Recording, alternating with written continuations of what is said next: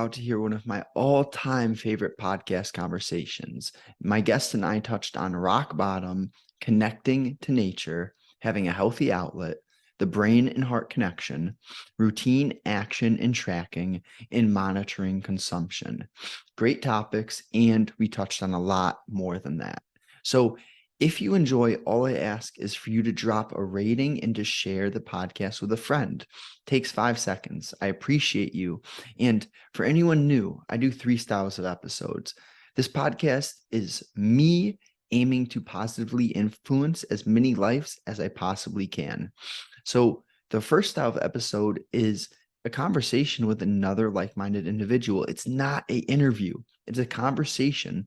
And I ask some questions, but for the most part, we're just building a authentic human connection, speaking freely on what has helped us. And another style is me ranting, just 5 to 20 minutes, expressing the inner dialogue, the things that I've used in my life to help myself completely 180 my direction.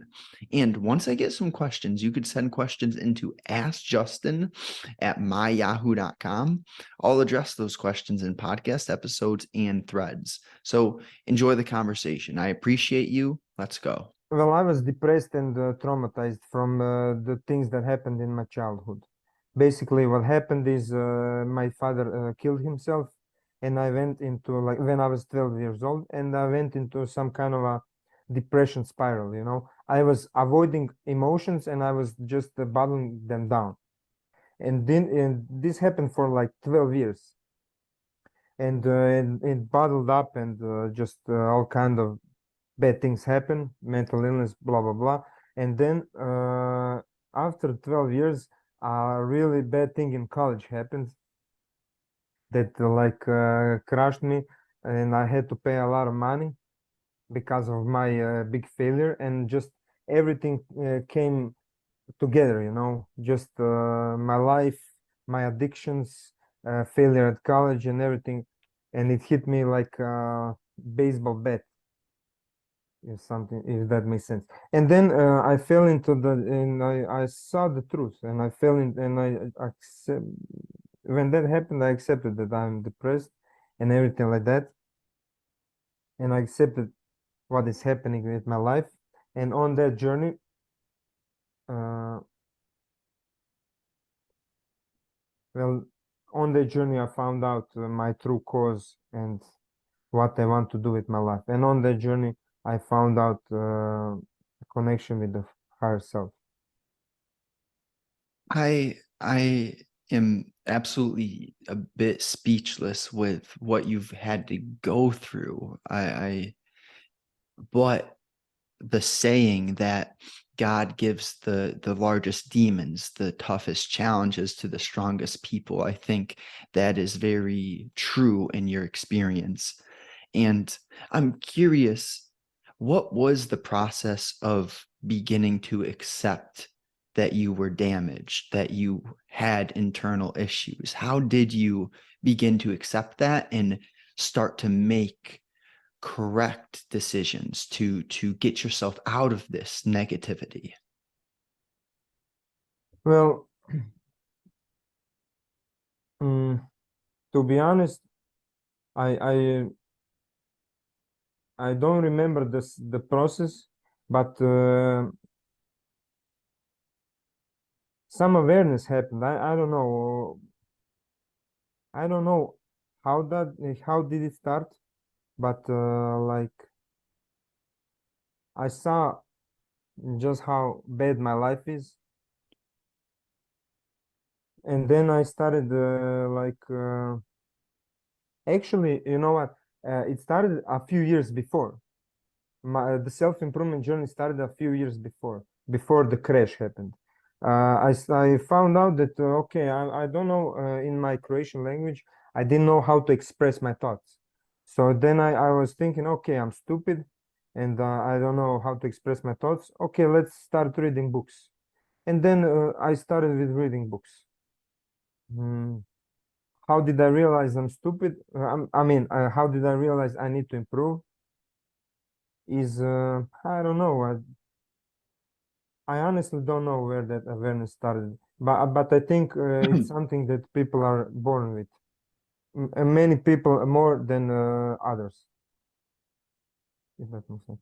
Yeah, I felt that way. I didn't realize it. I wasn't aware of it until maybe a couple years ago. I'm not sure. Kind of like how you were explaining. It's not some, oh, this was the day, this was the moment. It doesn't really happen like that. But I had this feeling for most of my life that I was different or misunderstood, or I had trouble understanding myself, just like you're kind of referring to. We were not able to articulate our thoughts and be precise with our language. So kind of we perceive ourselves as uneducated or Mm. not as clear as we would like to be. And going back to being a deeper thinker, I think everyone does have that conscious voice, but what seems to be happening in our society is the average Joe has so many inputs, so much distraction that the conscious voice, the higher self, is clouded out. And when we just have so many inputs that we can't even listen to our deeper voice, that's how we kind of fall into ruts and fall into a disastrous position in life where we look at ourselves and we're like, how did I get here? And how did I become so addicted or hurt or all these tougher situations? But this rock bottom, that's what I like to call it. I believe most of the people who are meant, everyone definitely has a purpose, but everyone's purpose is unique to themselves. But I know in my personal experience, had I not hit a rock bottom, I would never have bounced off that rock bottom and began the journey that I'm on today. Is it similar for you? What do Yeah, you feel about that? yeah. I mean, absolutely. I absolutely agree. I mean, uh, yeah. If I didn't hit rock bottom, none of this would happen. And I just saw some or I read something just today where how much you fall down is that much you're gonna go up. Some kind of chart with the rock bottom. But absolutely, I view it as like Batman from did you see the Dark Knight Rises with the Bane and Christopher Nolan, Yes. the third part? Yeah, I view it like that. You know, he falls into the pit and he needs to like climb out of the pit, but he has to lose the rope in order to get out. You know, and that's like metaphor I use. I like metaphors a lot because when we're trying to share a message, something powerful, not everyone is on that same. It's weird because humans have so much in common, but the way that we have gone through personal experiences, the way we were raised, the environment, um, you're the first person I've ever spoken to who has had a parent commit suicide. And I know for a fact that that has skewed who you are in a way that not everyone has to deal with. But at the same time, you're a human and there are these similarities. Like if you are exercising, you're reading, you're meditating, journaling, communicating with positive people, you're going to feel good, even though that you've had that unique and daunting experience. There are these common actions that each individual can participate in. That no matter what you've gone through, it is going to help you. And I think that's important to spread that message that no matter what you've gone through, you can heal. You can. Yeah, true. And Beautiful said. Sorry. well, I appreciate that. And I guess we can lean into more of a transition. What are some of the recommendations or activities that have helped you the most in healing yourself? Hmm. So well, one, okay, three are musts for I think every human. Well, first I would say reconnect with nature. I mean, we lost our. I mean, our ancestors were living within nature. They were living with nature, and now we're like always closed into four walls every time. I mean, you go to hang out with someone, you're closed in four walls. You go drink coffee with someone, you're closed in four walls. You work in four walls. You train in four walls. You're always in cement. I don't know the English word for it, but yeah, I mean, return back to nature. That's crucial. Return that connection, and that will help you return the connection to yourself, which is also one of the most important things that every man needs to do, that every person needs to do in their path on uh, healing. Just you need a lot of well, what helped me is a lot of silence and a lot of my own space and time, just so I can understand myself better, and that I can understand where do these problems come from. Self-awareness. And that's the second. Well, I said like three main things that I just blurred that out. But okay, I'm just gonna add a few things. Well, one is also it is important to express emotion, and the trauma is basically a locked up emotion, and you need a way to express them. So writing and journaling is not only a great way to express your emotions, but it's a great way to build your brain power, and it's a great way to know yourself. So that's crucial. Training, movement, that's also one of the things. Healthy diet is, I mean, I don't know how much your public has heard about leaky gut, but it's now a common theme, like it's getting mainstream.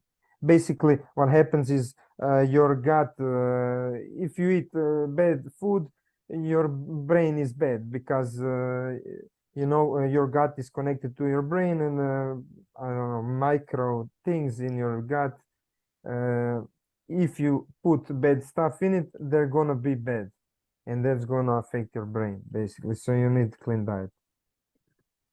Ooh, see, I've began to realize over time how connected everything is. What you just mentioned, all of the things are connected. If you eat bad, you're going to have a harder time training. If you don't have a healthy outlet, you're going to run to addictions, substances, external things that are attempting to suppress your emotions, which negatively affect your mind and your dopamine system, which affects how you act and what you do each day. So it's all so beautifully a full circle. And when we eat the right foods, we train, we have a healthy outlet, journaling, conversations just like this. Um, Training to express, see, there are so many different outlets. You need the mental intellectual outlets, but you do need physical outlets too, and they both intertwine. But it's really this beautiful confluence of healthy activities. And something that I've noticed when I first started to work on myself, I had this feeling, I'm pretty sure anyone who's worked on their self has, is, oh, this has helped me a lot. Now I'm super excited. Let's share this with other people. But the hard thing is, you have to be very gentle and very persistent in trying to help others shift and make changes, because no human likes to be told what to do. No human likes to hear, you should do this, you should do that. So we have to figure out a unique and gentle way to share what has helped us heal. And I don't have a simple answer for that. I think it comes down to, rather than saying you should, leading your friends, your family to the answers via questions, asking intelligent, specific, detailed questions, and just trying to push them toward the answers. Because when someone comes up with the answer themselves, 10 times more powerful than you saying, hey, you should do this, yada, yada. And I know we are acting with good, honest intention when we give recommendations, but people just don't like unsolicited advice. And I know I took that on a bit of a tangent, but hey, that's what I like to do. I like to go on rants. So, what do you think about that? Yeah, yeah, absolutely. Um, what can I? Okay. Well, yeah, absolutely. In my coaching, basically, whenever I told someone to do something, they didn't do it. It never works. So yeah, questions and just curiosity, just being curious and not leading somewhere, just being curious and helping another person to dig into themselves. This is what at least brings my clients to their solutions, which they act upon. And I also wanted to say, you mentioned we tried. Um, Everyone tries their own way to help other people bring awareness or do something that's going to help them. And it's like a big question. What can you do? And one of my mentors, I mean, he's my mentor, but he never met me. I study him on YouTube, right? Some Serbian guy from the village. Crazy. Mhm. And he said, like, the biggest changes happen with some new device. Like, I forgot the word, but how do you say it? I won't Google it. But like a light bulb from Tesla or whoever made it changed change human consciousness, because before light bulb you had to go into bed in like 9 p.m., but now you can stay the whole day. And Mhm. this is, and I read the last interview from Tesla, and he mentioned that he also, with his devices, with his brains and his ingenuity, he also wanted to raise the consciousness of the people. So the same thing that we're trying to do, he did with that we're trying to do with questions and coaching. He did with engineering. So that's interesting. I like that because there's always different vehicles to get to a similar conclusion. And I think what I'm so drawn to, and you're doing a similar pathway where we're creating content online, is this realization that the internet was not around forever, that we have a new opportunity to reach all around the world. This was not happening 20 years ago, even 10 years Yeah. ago. So we are hopping onto what seems to be the most opportune vehicle to share and change lives. And whether it's through engineering or coding or social media leverage, there are different ways to reach and change lives. But the whole premise of being a human, I'm 23. I did not realize this until, I don't know, 6 months ago, maybe a year ago. We need to serve other human beings, whether it's through being a head coach on a sports team. What I just realized is I'd much rather take it from the local level, my local community, rather than coaching a football team. I want to reach all around the world because this opportunity is new. It's here. And we would be foolish not to take advantage of it. Yeah. Uh, Absolutely, absolutely. So just tell me a little bit about what you would frame your big picture purpose as. I know we just went over serving other humans. We're both into coaching and guiding, but just give me a bit of information or some authentic. How do you feel about your bigger picture purpose? You can go anywhere and everywhere with that Ah, question. okay. Well, yeah, that ties with the last question, the last thing I spoke about with with Tesla, and curious things about how to raise awareness and help people. I mean, yeah, my purpose is basically to this knowledge that helped me and this knowledge that I received to transfer on to other humans, but then help to change the world as much as I can. And honestly, I would like to be significant. I would like to be known. That's honest. But how will I do it? Well, well, right now I'm writing a book about like trauma and how to survive it and mental issues and everything like that. But now I came to the like realization. Now it hit me that I mean most of my stuff and the things I write is like not. It's almost everything is intuitional, intuition, you know, and not almost nothing is scientific like modern science. Okay, I use Carl Jung and things like that, but there's no data and there's no real thing. So I'm a little bit scary about how will my thoughts be received because I'm not really a science guy. I'm more like an intuition guy. So yeah, that's what makes it scary. But my plan is to help people through books and through written knowledge. And I want to film in the future. I want to film YouTube videos. I just want to give everything that I have, and then I can move out to the village, to nature, get a dog, get a couple of animals, get a family, and just die in nature. I mean, just give everything, and I'm done. You know, it's it's like David Goggins talked about it. What motivates him? He feels that when he dies and he goes to the judge, he fears that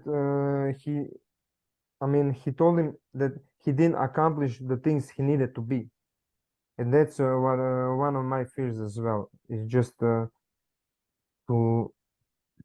not do what I'm made to do. And Does and the writing of the book, the scary feeling that comes with that due to a lack of scientific knowledge and statistical data, you know, I think there have been so many great books written, and I bet you more than half of the greatest books ever written were derived from intuition. So I urge you to keep going with that because science is awesome and statistical data is to be respected, but there we are living in 2023 and there has not been a scientist who has been able to prove that the brain is responsible for human consciousness. So there's something deeper than just not simple, there's something deeper than science and data. Like when we move our hands and we're talking, there's no reason behind that. That is just our body. I don't know. And the same thing with our complicated bodily organs.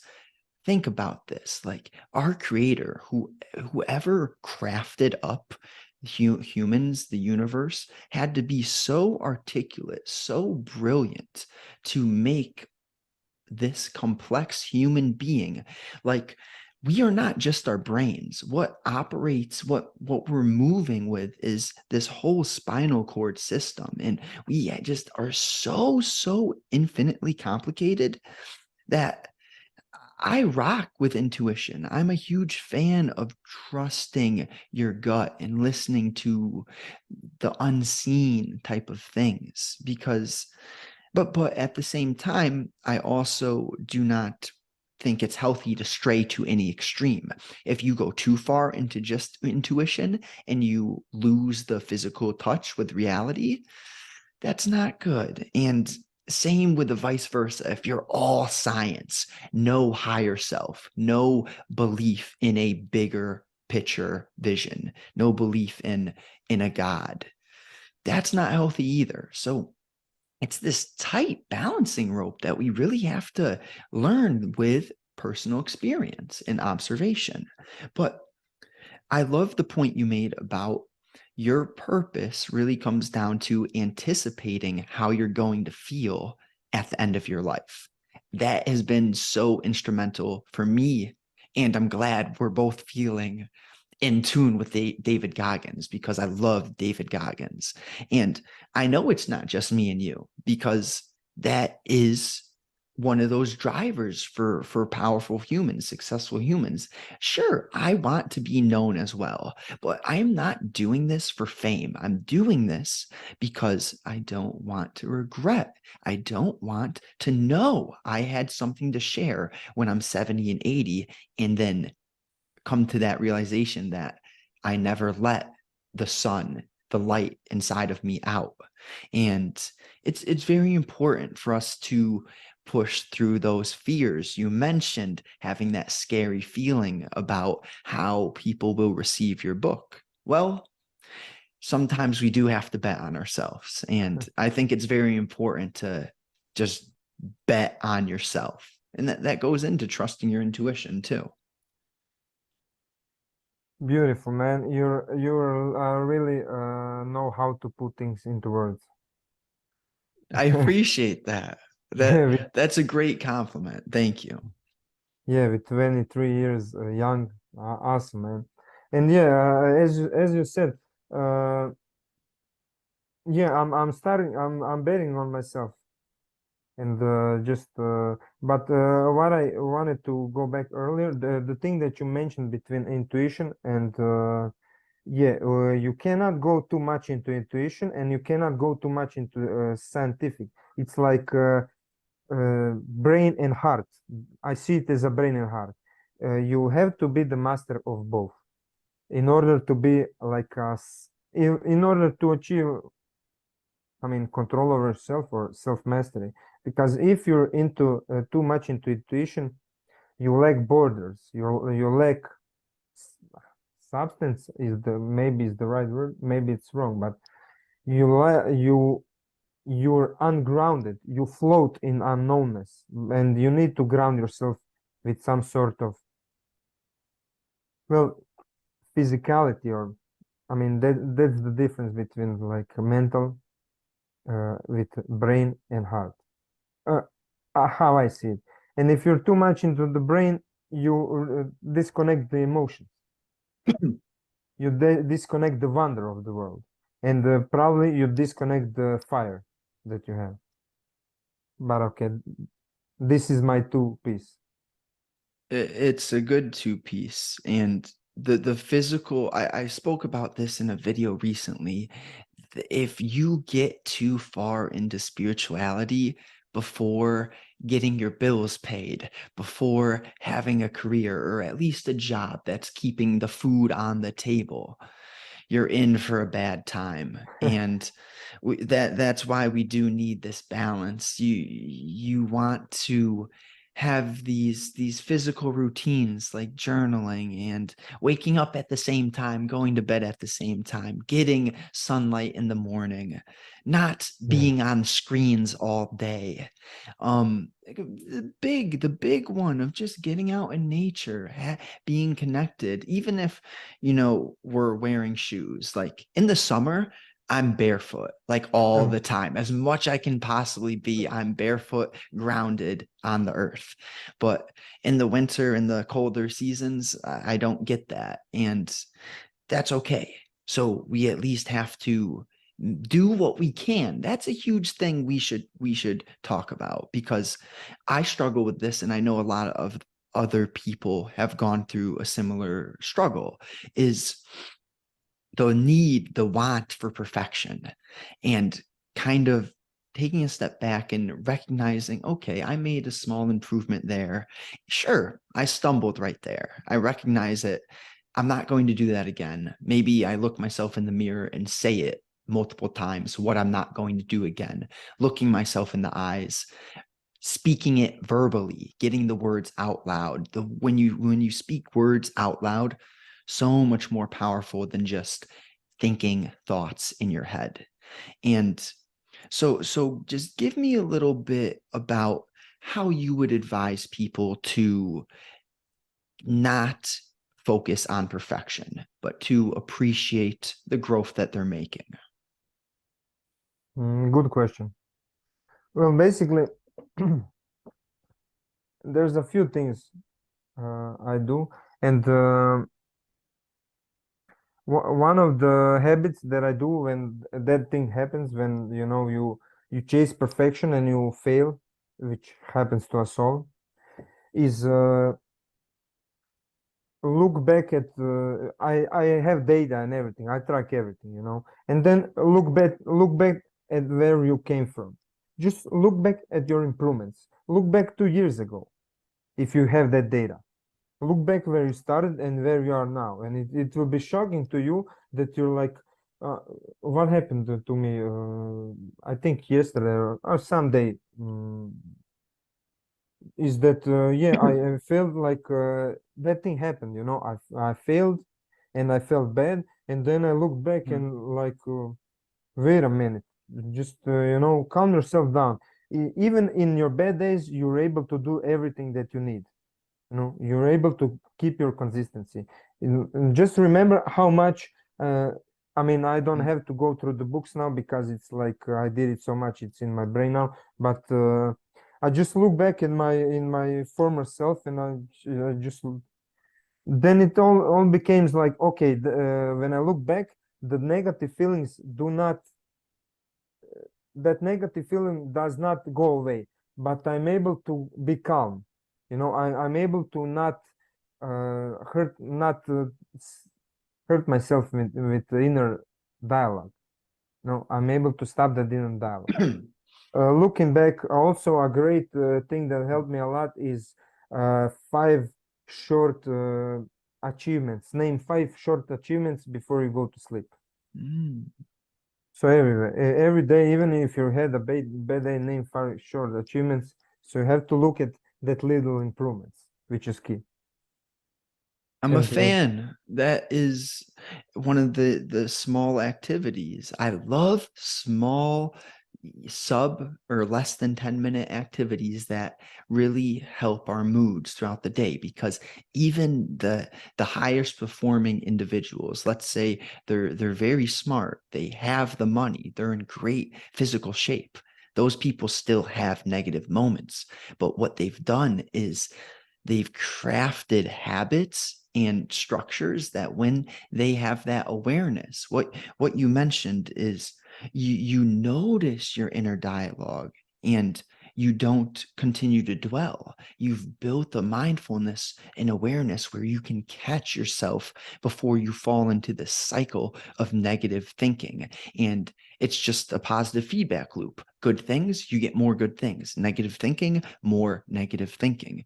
And I heard this from Jordan Peterson yesterday, that we actually cannot differentiate between negative inner dialogue and negative emotion. So that was like a slap in the face to me, because I focus a lot on how we speak to ourselves, the language we use inside of our heads. Like a simple example, I would recommend my whole audience, anyone and everyone, stop using the words try, can't, wish. These words, they imply that the thing that you're talking about is impossible. I'm going to try to do it. No, say I will do it. I can't do that. How about I'm working toward doing that? And wish, it just, it means that you are not taking action. A wish is a dream. A dream is bullshit. So if you're going to take action, it's a goal. You're going to break it down. Even if it's a huge goal, you're going to break it down into smaller daily and weekly steps. And yeah, that really all sprouts from tracking and documenting. If you don't know you have areas to improve, how are you going to improve? You're not going to. So yeah, let's transition into something around that topic of building our awareness, recognizing that there are areas that we can get better, even when we've improved. How do you do that? How do you recognize where you could improve? Good question. I gotta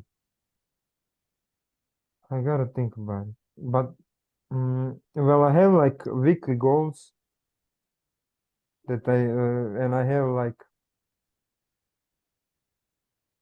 yeah, in weekly goals, I see, I set some improvements. Also, it helps me build awareness. I don't know if I'm going the right way, but basically, a lot of writing also helps me because then I can see where I'm making mistakes. I have like look back at your day writing, journaling, and I have like a productivity journaling. And this is what helps me like, okay, this was the day, how was the day, things like that. And this is where I can catch myself making mistakes.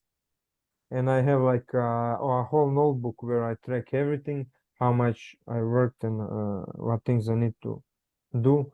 But basically just tracking weekly goals, writing, journaling, tracking my productivity, basically tracking my life. And when I'm tracking my life, I can see, okay, this was not good. This was not a good day. What can I change? And on a weekly basis or a monthly basis, I change it. And this really hits home the point of, you mentioned earlier that solitude was one of the pieces that helped you change your life. Yeah. And when we're so distracted, see, for me, my high school life was not bad. I did not have a rough childhood. It wasn't perfect. My dad was not around, but it wasn't bad. But the thing is, in high school, I was always with friends. I was never alone, never ever in solitude. And it hit me hard when I I stopped hanging out with those same friends because I realized we weren't aligned with a longer term vision. I stopped with the girl that I was with because the same reason. And quickly I found myself completely alone. And I thought for maybe a year or two that I was lonely. Very, very hard. That's what I would consider as my rock bottom, even though it wasn't too extreme of a rock bottom.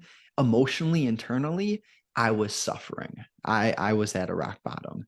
And what helped me so much was that solitude. I began to listen to podcasts, and essentially, like you mentioned, your mentor, you don't know him physically, but all the people I listened to for those couple years and continue to listen to via podcast, they are my mentors and my teachers. They are my new friends.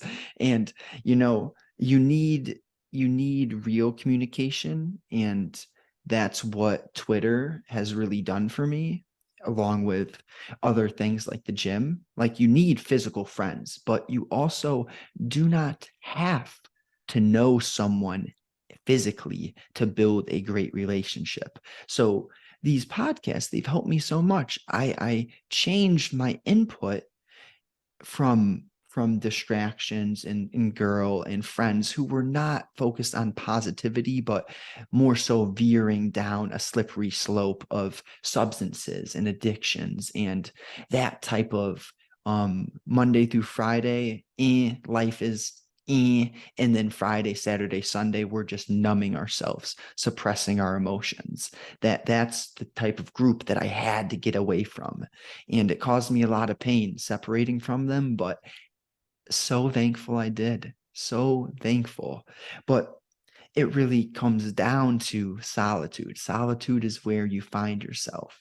And something that I do want to bring back into the conversation, because I love this for myself as well, is different categories of journaling. So a few that I have is a wins journal, where at the end of the day, I write down my wins, just like your accomplishments. Another one is limiting beliefs. I'll take some negative beliefs and I'll rewrite them into positive, encouraging beliefs. just a gratitude journal. That one's just, it's simple and it's helpful. And the last one has slipped my mind, but the point is, I kind of like to alternate. One day I'll do one, then the next day I'll say, what did I not do? Or what did I do last? Not last. How do I phrase this? What did I do the longest ago, the furthest into the future? That's the best way I can phrase that. But I'll cycle through these different journals, and it's powerful. It really is. So, do you have any thoughts about that? What you said about the solitude, yeah, absolutely. I forgot I want to mention it again. Yeah, solitude is the most important thing to catch, to build awareness, and to catch your mistakes and to understand yourself. Okay, the journal, the journaling thing. Well, I have like it's interesting. I didn't hear. I don't. I didn't hear about that kind of journaling that you mentioned. That's really original. First time I heard it. I have 4 journals and exchange them every day. That's an interesting idea that I can try later. But yeah, about journaling, about limiting beliefs. Yeah, you need to catch them and rewrite them. I do that, but not on a daily basis, which was also interesting. And maybe I can add it. My journaling consists of in the morning, I write affirmations and I pray. Then I do like productivity. I have like 1 to 10. How was my productivity? Then I write like a couple of comments under that when I end my day. And then I have like gratitude and looking back at my day, and then I do every single day. About journaling, I don't know if you want me to go like the benefits of journaling on. Can you I'd love to hear about how you've personally experienced benefits. Yeah, yeah. a little bit about well, journaling and especially journaling every day is really interesting. It's like it's really benefits are well, I don't know if like science has named all the benefits, but journaling certainly helps with self-doubt and that inner talk. Because you can look back at the things from a different perspective when you write them down. And it's like when you write the words on a paper, yeah, it's sort of magical because they stay there for like, I mean, they can outlive you if you have a good pen. And that's why books and like quotes and everything like that is so cool because it outlives you. Mm. And especially gratitude is really important. Gratitude is one of the with gratitude you can be happy because the most of the unhappiness and depression stems from uh, looking at things you don't have. And when you flip that switch and start to look at the things you have, it's like you can be happy again. You have feet, you have hands, you see good, you have ears and mouth and tongue. That's great. And a head full of hair. But okay, I mean, journaling, I don't know what to say about it except every great. I think everyone great does some kind of journaling. I've heard a lot from successful people that I listen to that their teachers walked around with journals, like billionaires walk around with journals. And money is not just a signal of, inner peace, but it also is a reflection. If you are internally at a good place, your external results will reflect that. So that's why I'm not a big fan of people who despise wealth and money, because the more wealth you accumulate, the more you can help other people. Like, have you thought about that one, my friends?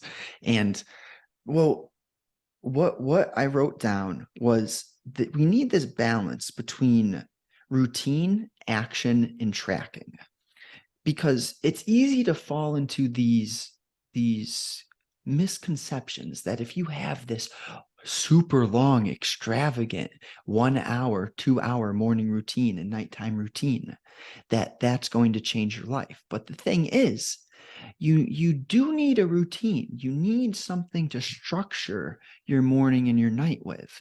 But if it's so long that you're not getting work done, like actual work accomplished, your routine isn't working. Okay. You will not get results if you're not actually doing deep work. But the routine has a place. So again, this conversation has come full circle. We mentioned balance way earlier, and it comes down to balance again. But then the other thing was, so we need a balance between routine, taking action, and tracking. And when we pay attention to these three areas, our life will incrementally get better. That's inevitable. So focus on routine, taking action, and tracking throughout your days. And then that scarcity mindset. So you mentioned our negative emotions usually come from our inner dialogue when we are looking at someone else, comparing to someone else, and admiring what they have that we don't. And this is a tough topic. What I like to do if I catch myself comparing to another person is really going over, like you mentioned earlier, the accomplishments, the improvements, and paying attention to how much I've grown. And instead of looking at that person in a jealous type of way, I look at them as a true inspiration, someone to actually admire and to base my next movements off of. Because, so this is a great point. Earlier, we spoke about how it is kind of a natural need to spread a message. Maybe it's because we know that the technology is fresh and it's never been possible to reach this many people before. But oh man, I lost my train of thought. That's disappointing. Happens. So I was speaking on, yeah, we can just transition because when this happens, usually it comes back, but not immediately. So Okay, let me just ask you a solid question. okay. What guidance would you give to your younger self? Uh-huh. How much of curse words can I use? It's free, man. We're passionate. That's what I embody. I don't think we should swear every sentence, but when there's passion there, go for Okay, it. I'm just trying to make jokes, but what I would say to my younger self, I would leave him be, honestly. I wouldn't say anything. I think I mean the universe does the dance, and just let it flow. You're on the right way, even though you're in some bad shit. You'll land properly. Just do, okay? Let it be. I wouldn't do anything, honestly. And sorry. No, you continue. What were you Uh, saying? yeah, one thing I wanted to add to the last thing that you mentioned, when you envy other people's success. I had trouble with that too.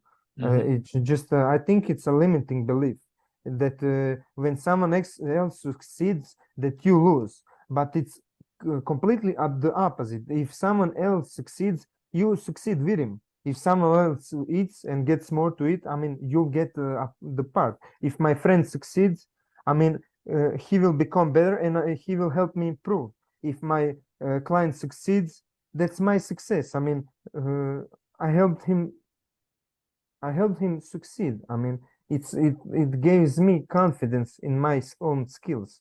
And what else? I mean, if anybody succeeds, I should be happy because I succeed, people around me eat, if that makes sense.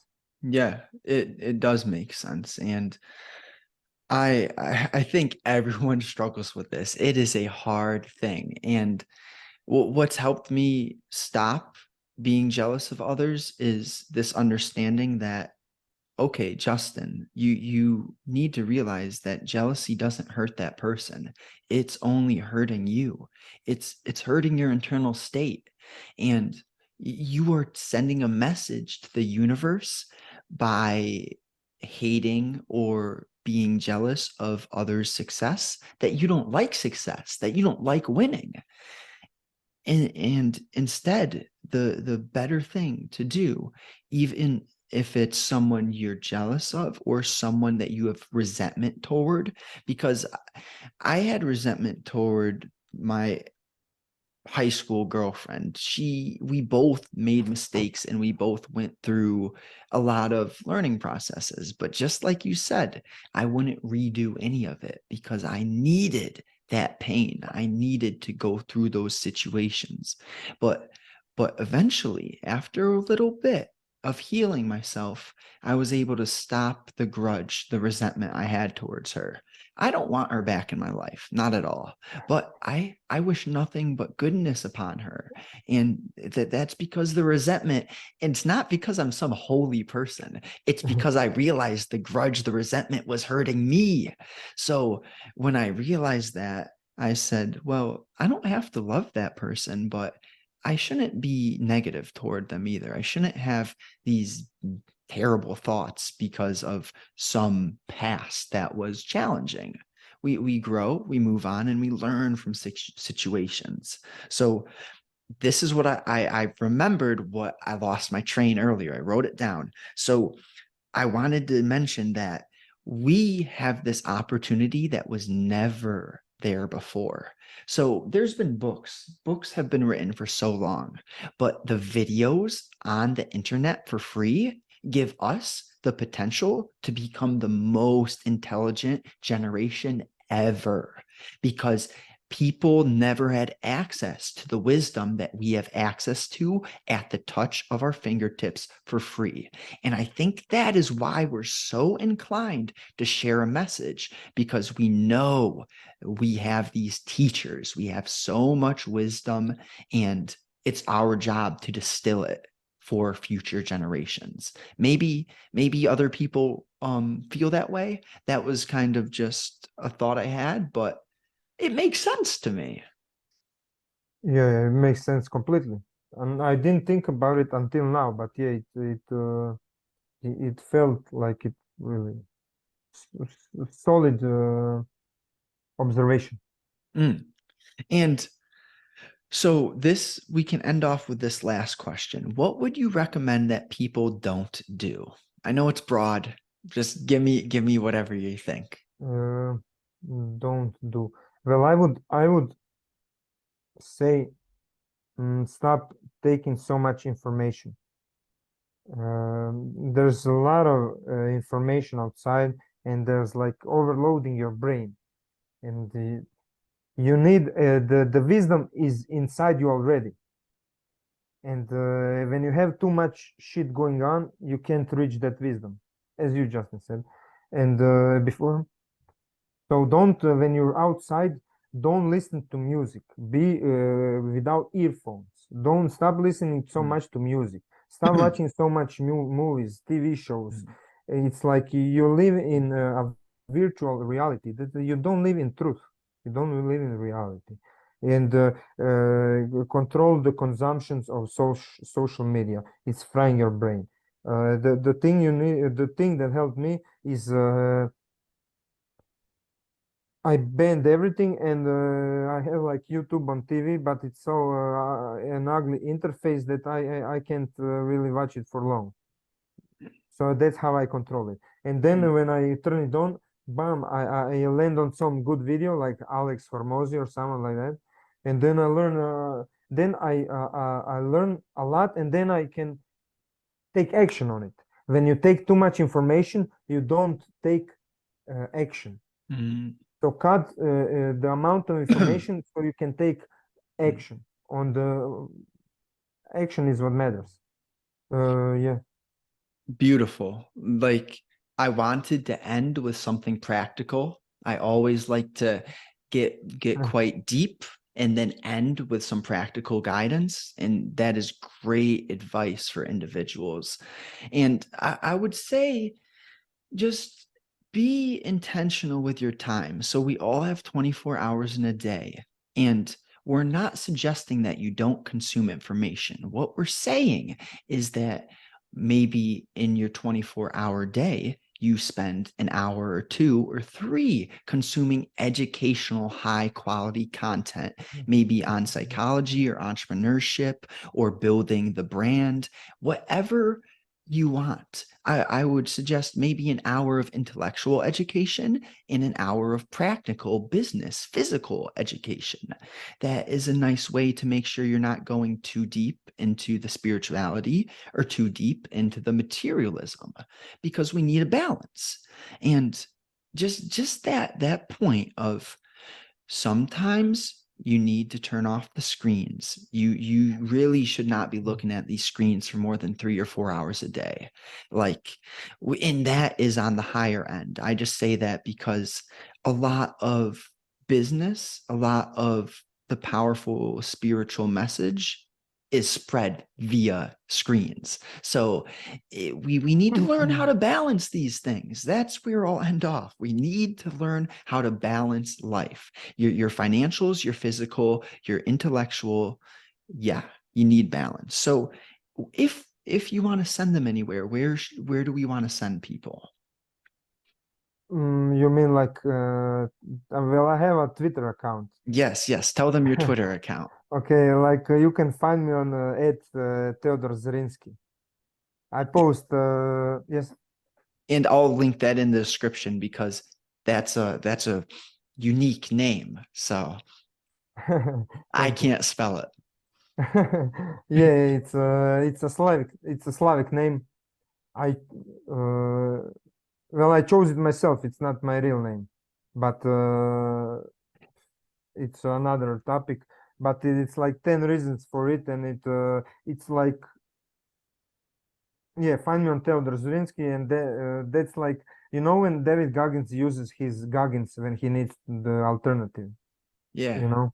Yeah, it's kind of like that, And my coach said, like, she read somewhere that, the people that suffered traumatic events sometimes create that second persona or something that that helps them, you know, get get over that trauma, that they can help get healed, Mhm. something like that.